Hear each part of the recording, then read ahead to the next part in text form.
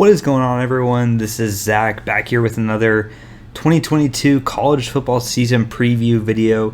And on today's episode, I'm going to be ranking the Pac-12 North teams. Now, I know the Pac-12 is kind of going away with divisions as far as their conference championship. They're allowing the two best teams to play in their conference championship. However, there's still a lot of divisional ties. The North teams all play each other. The South teams all play each other. So I wanted to condense it to two videos and kind of focus on the North teams and the South teams and rank how they are against each other. So with that being said, guys, let's get started. And this is, like I said, for 2022, there's a lot of crazy things happening with the Pac-12 right now. So, this could be one of the last years. Actually, this will be one of the last years that you see some of these teams included, and could be future teams added to this conference. Conference could not exist entirely. Who knows what's going to happen with college football. But let's get started here with my list and talk about the number 6 out of 6 team, and that is going to be the University of California, or Cal, just as their logo always says, just Cal. But anyways, I've got them at 6th. Last year, for the conference as a whole, they finished 7th, and they were 4th in the North. So I am expecting Cal to take a bit of a downturn this year. Now, that's primarily just because I didn't love their season last year. I thought Washington had a down year, Stanford had a down year. And I think those two teams are better than Cal.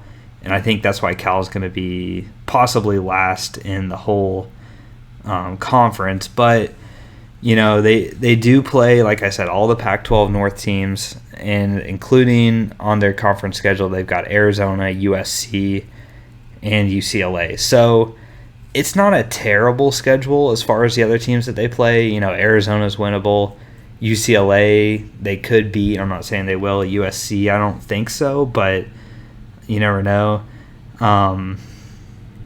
The major storylines with this Cal football team in 2022 is to get back to where they were just a few years ago, being on the rise.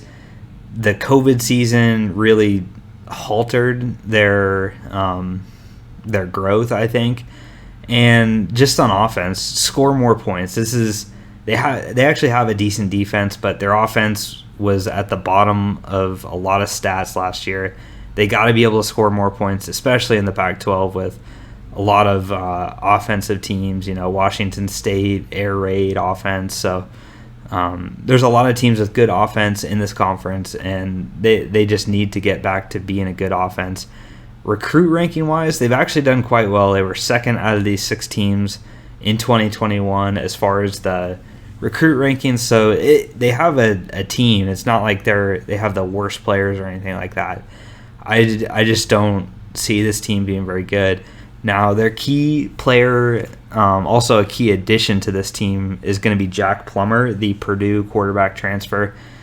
I mean, if you heard me say in the American video, transfer, this is how college football is now. Transfers all over the place. Teams are just as focused about winning the transfer battles as they are winning recruiting battles. So, instead of going all out with recruiting guys from high school, now we're recruiting guys that are in college. So that's what these teams are doing now, and that's why a lot of key players are going to be transfer players, not just for Cal but other teams as well.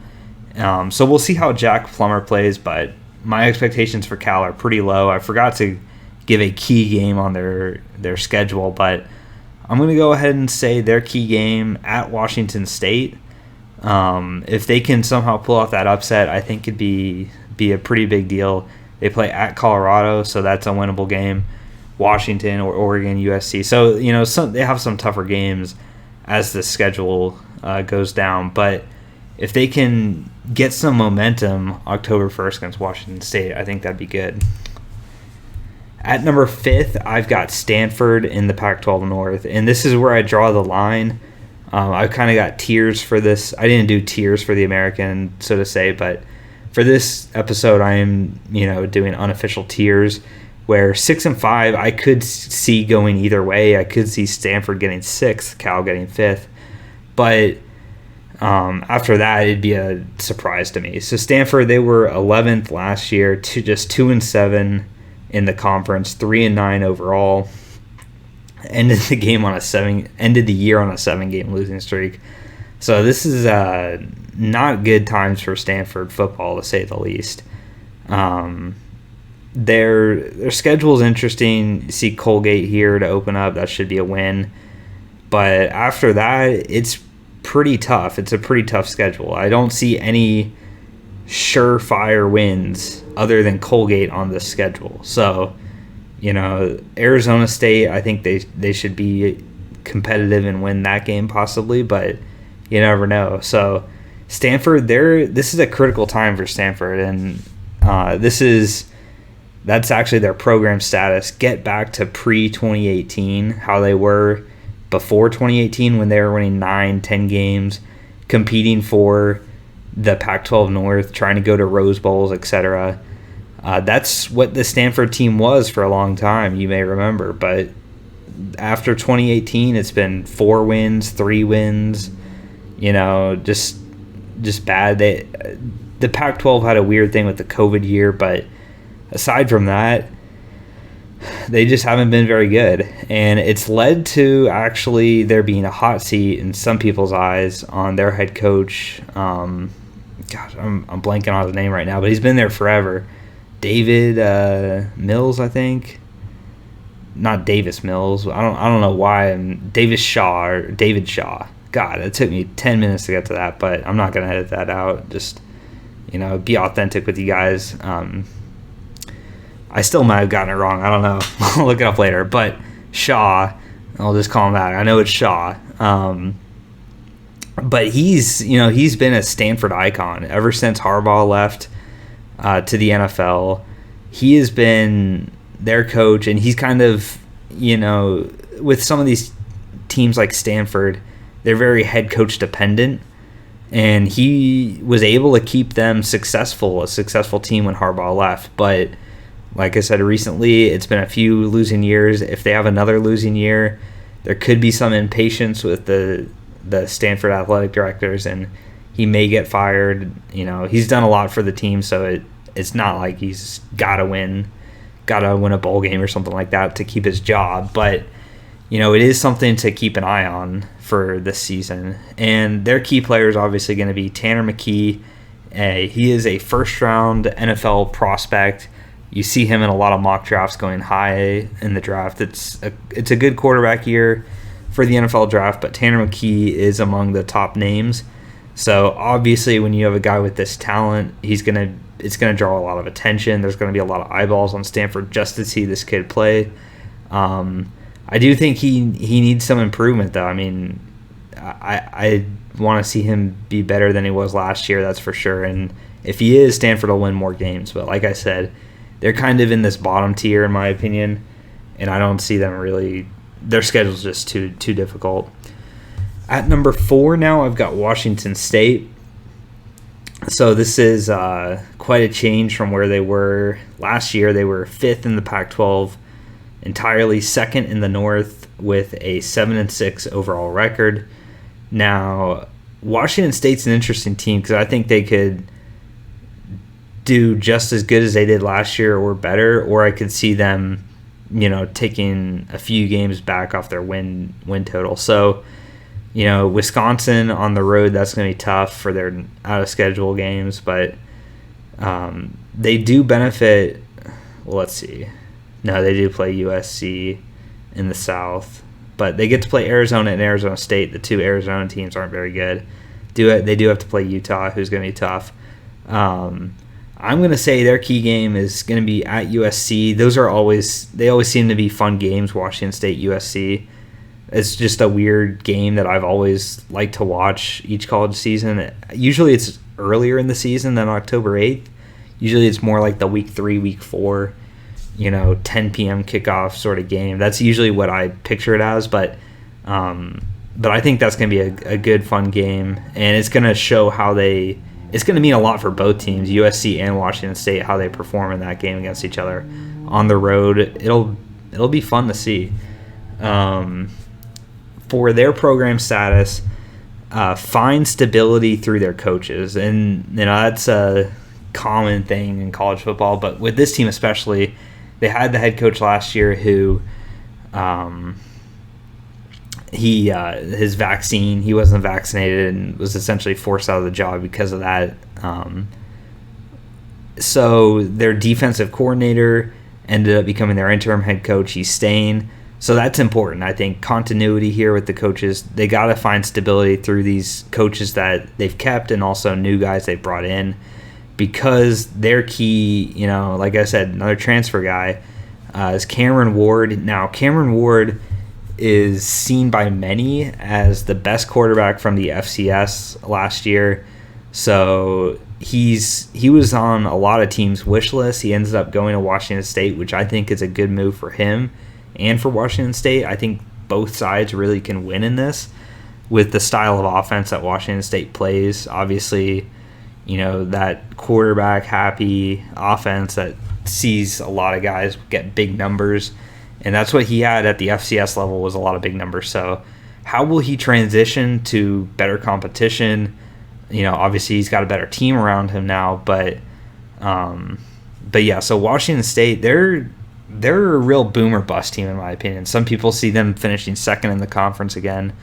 Others see them, this just not working out, and some other teams just being better. You don't have to be a bad team to finish at the bottom. You could just have better teams ahead of you. But Washington State, I think, will be fourth in this division. And then I've got Washington at third. This is the controversial part, putting Washington ahead of Washington State, primarily based on last year. Washington was bad, 3-6 in the conference, 4-8 overall.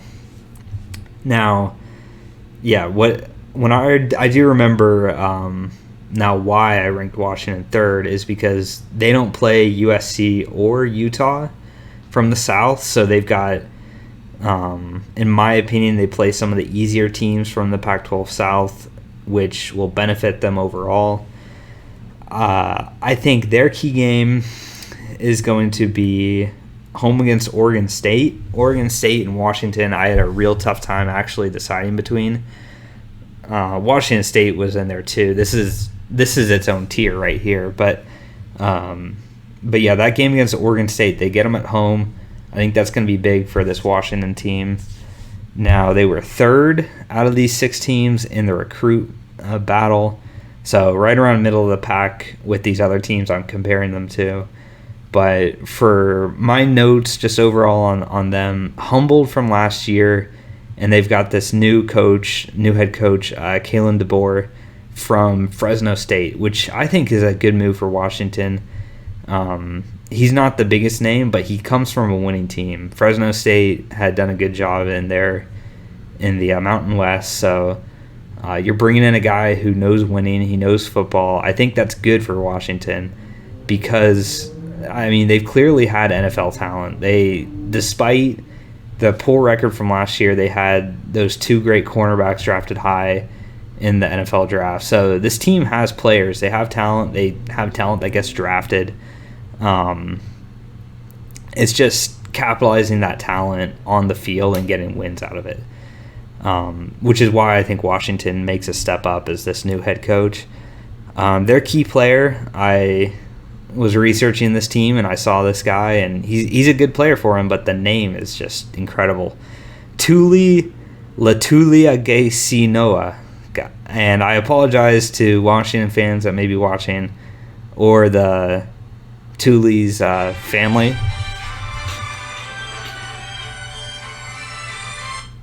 Sorry about that. But that's a name right there. Letuligasenoa. I don't know if I'm saying it right, but it's fun to say. But he's one of these 5th-year defensive tackles who, is just going to be, compared to these freshmen, just on another level physically, in my opinion.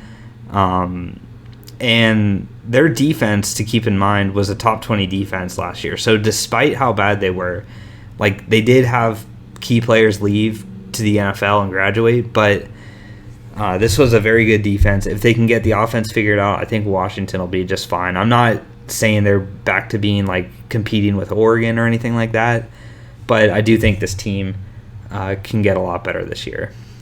And at number 2, I haven't brought up either of the Oregon teams yet, but I've got Oregon State at number 2. Last year they were 3rd in this division, 7-6 in the overall, 5-4 in the conference.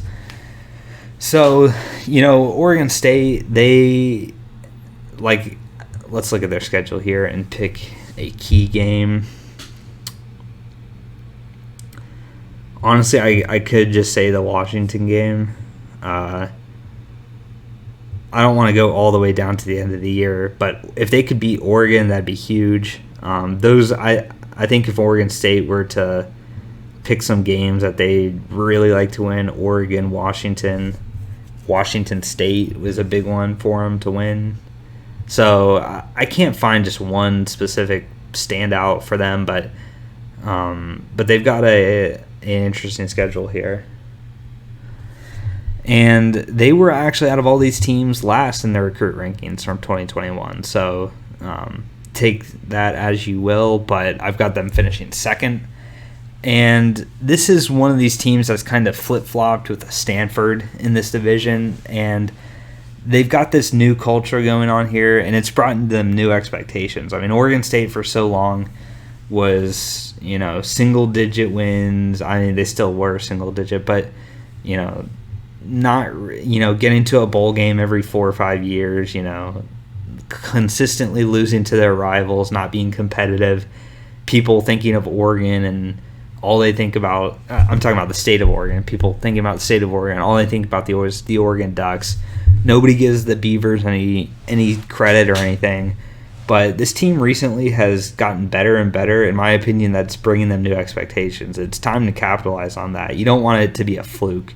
You don't want this, these seniors to graduate and then this program just goes back to how it was and this was just a special 3 years. No, you want this to be the new trend, especially with all this conference shakeup going on right now. This is the time to get hot if you're a team. If you could pick any time in your school's history to get on a hot streak and really be as successful as you can be, this is the time right now, when the money is going crazy and you're trying to get in a conference where you can get all this money, NIL deals. This is very important time for every team right now in college football. Nobody is safe, and their key player is going to be their leader on the offensive line, right tackle turned right guard Brandon Kipper. I think with Oregon State, their offensive line's the strength of this team. They're bringing back a lot of the same players on the offensive line. Should allow for a good run game.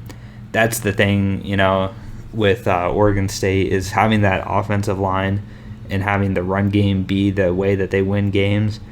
And I've got a picture here of the stadium improvements that they're going to be having. So it's just, like I said, new culture, new expectations. This is a different Oregon State than a few years ago. And at number 1 on my rankings, I've got the University of Oregon.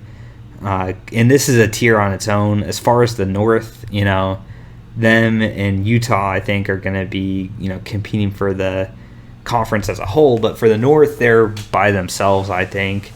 They went 10-4 last year, 7-2 in the conference, and they play week 1 against Georgia, neutral site game.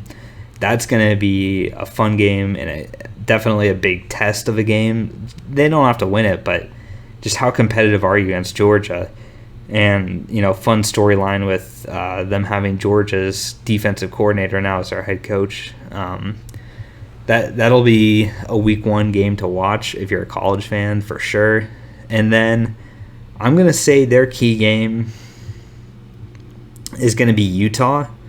Now, they play them November 19th. It's possible they rematch last year in the conference championship and play each other, Utah versus Oregon. They got smacked by them both times. Utah was just way more physical in those games. How does Oregon respond with this new head coach, this new team?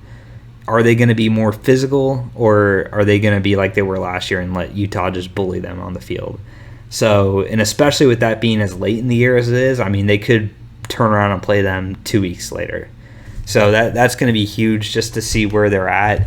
compared to the defending champs of the conference. And let's go ahead and talk about this program status now. Big Ten question mark, you know, just like they're one of these teams that who knows where they're going to go as a, you know, as far as conferences go. They're now on the list of 4 or 5 teams not claimed by the SEC or the Big Ten that are the next possible wave of movement. So who knows where they will be playing football in 5 years. But they had a very good transfer portal offseason. They brought in a lot of players, especially the running back and D-tackle rooms. Their running back especially is important. They brought in depth. They brought in multiple guys. And I think that's going to be kind of their identity with this new head coach, Dan Lanning from Georgia. He's a defensive guy, but it seems like all these defensive coaches love running the football. So he's going to have a big impact, I think, on both sides of the offense and the defense. Bo Nix, you may remember him from Auburn. He is joining Oregon from the transfer portal. He's leaving the mess that Auburn currently is. We'll get to Auburn in the SEC time, but Auburn is a mess of a school right now, football-wise. So he's leaving. He's joining Oregon. He's not the confirmed starter, but he's who most project will win the job. So how he plays at quarterback is going to obviously determine how well Oregon does in college football landscape. Are they a college football playoff team, or are they just a good Pac-12 team? He's going to be the difference maker in that discussion. So that will wrap up my 2022 Pac-12 North rankings, guys. Hopefully you enjoyed this rankings. Let me know if you agree, disagree, what your rankings might look like, all that good jazz. And until next time, remember, be clutch.